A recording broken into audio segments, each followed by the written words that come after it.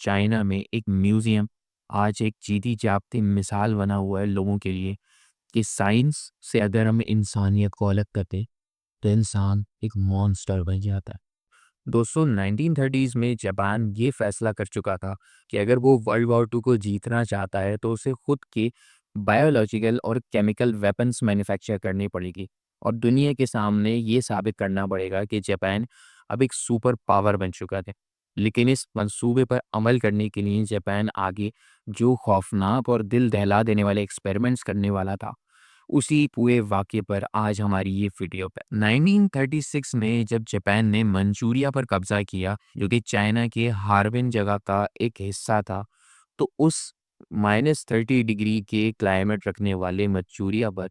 General शिरो इशी, जिसे लोग जापान का फ्रैंकेनस्टाइन भी कहते थे, उसी जनरल शिरो इशी ने ये हुक्म दिया कि भई इस मंचूरिया की जगह पर एक रिसर्च एंड डेवलपमेंट फैसिलिटी बनाई जाएगी। जापान अपनी रिसर्च को कंटिन्यू करेगा और बायोलॉजिकल और केमिकल वेपन्स बनाएगा। लेकिन जनरल शिरो इशी ये नहीं चाहता था कि ये पूरी बात दुनिया के सामने कभी खुल कर आ सके, क्योंकि इन एक्सपेरिमेंट्स में अक्सर कुछ भी गलत हो जाता है या फिर कोई रेडिएशन रिएक्शंस हो जाते हैं ऐसे, जिसकी वजह से लोगों को पूरी-पूरी लैब्स और अंदर फँसे लोगों को बंद करके उन्हें से भागना पड़ता है। इसीलिए जनरल इशिरो इशी ने एक कवर अप का सोचा और वो कवर अप था यूनिट 731। यूनिट 731 जिसको बाकी दुनिया के सामने जिसको एपिडेमिक प्रिवेंशन और वाटर प्यूरिफिकेशन डिपार्टमेंट के नाम से मुखातिब करवाया गया। असल में जनरल शिरो इशी ने उसके लिए ठीक-ठाक फंडिंग एस्टैब्लिश करवाई थी और ठीक-ठाक खर्चा किया था।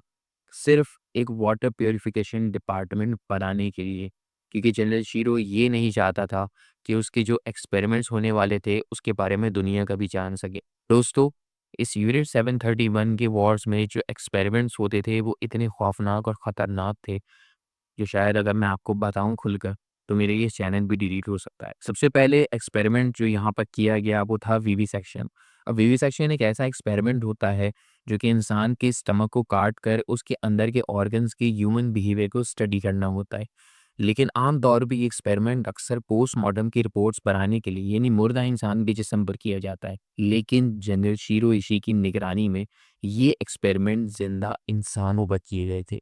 जिंदा इंसानों को स्ट्रैप से स्ट्रेचर पर बांध दिया जाता, बिना किसी एनेस्थीसिया या बिना किसी ड्रग के या बिना किसी पेन किलर के उनके स्टमक्स को काटा जाता। उनके हार्ट, उनके लंग्स, उनकी किडनीज, इन तमाम तर ऑर्गन्स के बिहेवियर को उसी वक्त लाइव स्टडी किया जाता, ये देखने के लिए कि आखिर इंसान की बर्दाश्त किस हद तक जा सकती है। और ये एक्सपेरिमेंट तब ख़त्म होते जब वो विक्टिम्स मर जाया करते। अब विक्टिम से मैं आपको बताता चलूँ कि जनरल शिरो इशी ने बहुत ही ज़्यादा अक्लमंदी का इस्तेमाल करते हुए और बहुत ही ज़्यादा चालाकी से जो प्रिजनर ऑफ वॉर होते हैं, जो जंग के कैदी होते हैं, जो चाइनीज़ सिपाही उनके पास थे, जो चाइना के विलेजर्स उनके पास थे और कुछ एलाइड फोर्सेस के सिपाही जो जंग में कैप्चर कर लिए गए थे,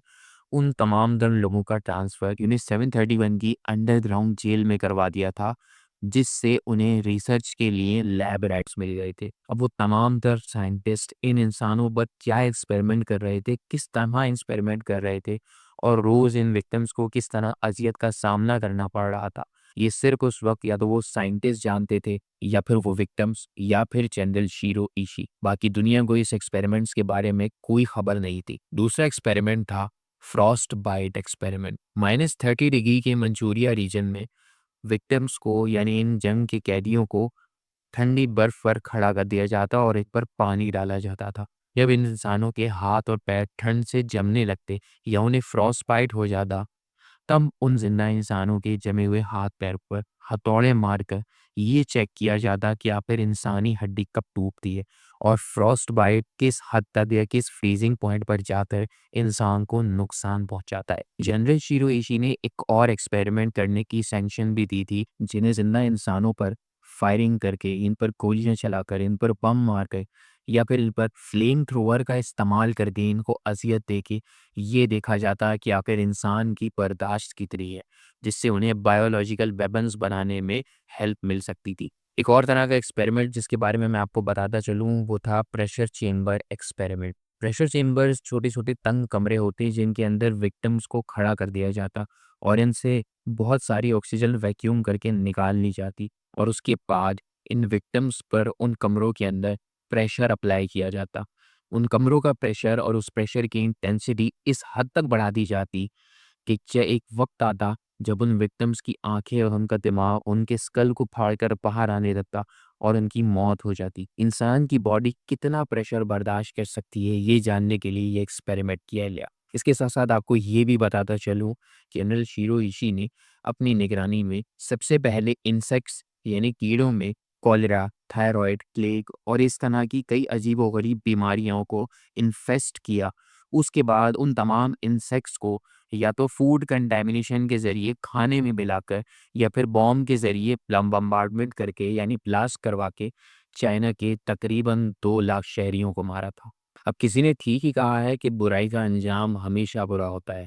शायद इसीलिए 1945 में जापान ये जंग हार गया और उसके बाद जनरल शिरो इशी को बजाय बायोलॉजिकल वेपन्स बनाने के इस बात की फ़िक्र खाने लगी कि यकीनन जब ये एक्सपेरिमेंट सामने आएँगे तो जापान का अपना कोर्ट या फिर दूसरे मुल्क उसे यूनाइटेड नेशंस में घसीटेंगे और उस पर केसेस चलाने की दरख्वास्त ज़रूर करेंगे। शायद इसलिए जनरल शिरो इशी ने हड़बड़ाहट में आकर ये ऑर्डर दिया कि इस पूरे यूनिट 731 की फैसिलिटी को डिमोलिश कर दिया जाए। इस बिल्डिंग को वहीं उड़ा दिया जाए, बर्बाद कर दिया जाए, इस फैसिलिटी को बर्फ़ में ही वहीं दफ़ना दिया जाए और इसमें जो विक्टिम्स बच गए हैं और जो साइंटिस्ट इसमें शामिल हैं जनरल शिरो इशी के अलावा, उन सबको मार दिया जाए। अब दोस्तों, आपको यकीनन लग रहा होगा कि आगे चलकर जनरल शिरो इशी पर कोई ना कोई केस किया गया होगा या यकीनन इंसानी हुकूक के मुहाफ़िज़ों ने इसे यूनाइटेड नेशंस में या फिर ह्यूमन लॉ के तहत वर्ल्ड कोर्ट में ज़रूर घसीटा होगा या फिर इसका कम से कम कोर्ट मार्शल तो ज़रूर हुआ होगा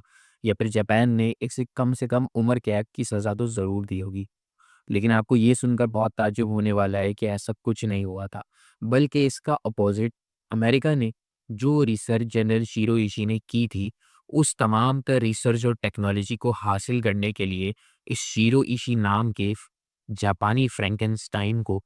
इम्यूनिटी दे दी गई, जिसके बाद उसने अपनी मौत तक अपनी ज़िंदगी एक आज़ाद इंसान की तरह गुज़ारी। शायद इसीलिए चाइना में एक म्यूज़ियम आज एक जीती जागती मिसाल बना हुआ है लोगों के लिए